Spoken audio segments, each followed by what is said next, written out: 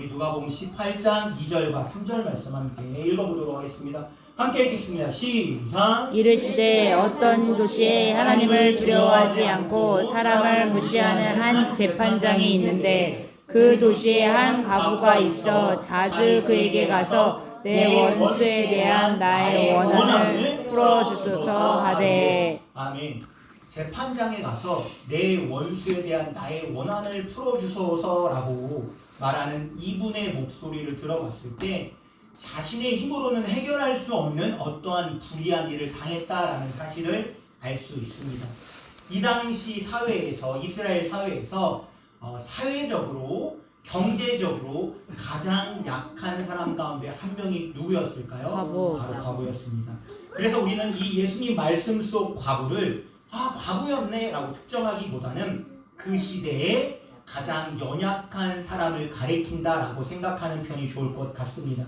이 가장 연약한 분, 이 과부가 누구를 찾아갔다고요? 불의한 재판장. 재판장은 재판장인데 하나님을 두려워하지 않고 사람을 무시하는 재판장을 찾아갔습니다. 한 번, 두 번, 세 번 계속 찾아가서 자신의 원한을 풀어달라고 계속해서 이야기합니다.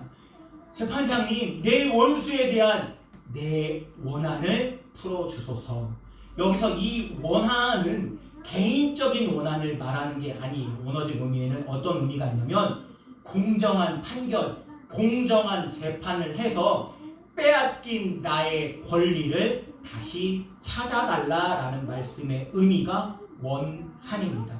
힘없고 연약한 한 사람의 목소리에 불과했지만 공정한 재판을 통해서 자신의 권리를 찾아달라는 이 정당한 요청에 하나님과 사람을 무시하는 재판장도 들어줄 수밖에 없었던 것입니다.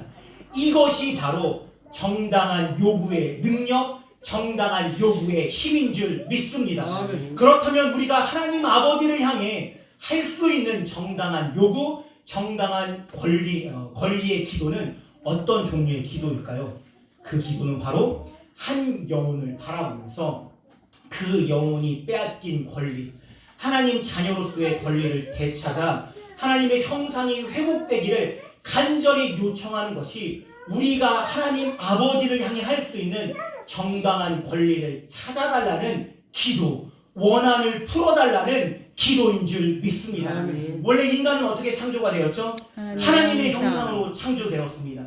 하나님께서 하나님의 형상을 따라 우리를 창조하셔서 남자와 여자로 창조하셨다라는 말씀이 창세기 1장 27절의 말씀입니다.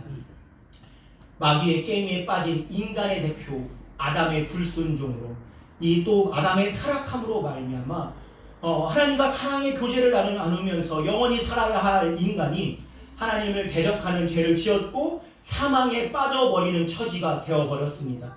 사악한 마귀의 사단의 게임에 의해서 하나님의 형상은 파괴가 되어서 인간은 하나님의 형상대로 창조된 그 권리를 빼앗겨 버리게 된 것입니다. 그래서 우리는 영혼을 향한 마음을 품고 계속해서 기도해야 되는데 어떻게 기도를 해야 되냐? 주님, 이 영혼을 구원해 주시옵소서라는, 우리의 원한을 풀어 주시옵소서라는, 저들의 권리를 풀어 주시옵소서라는 이 기도를 날마다 해야 되는 줄 믿습니다. 아멘. 우리에게는 영혼을 구원할 만한 힘이 없지만 우리의 기도를 들어주시고 또 정확한 때에 그 기도에 응답하실 하나님 아버지는 영혼을 구원할 만한 능력이 계시는 줄 믿습니다.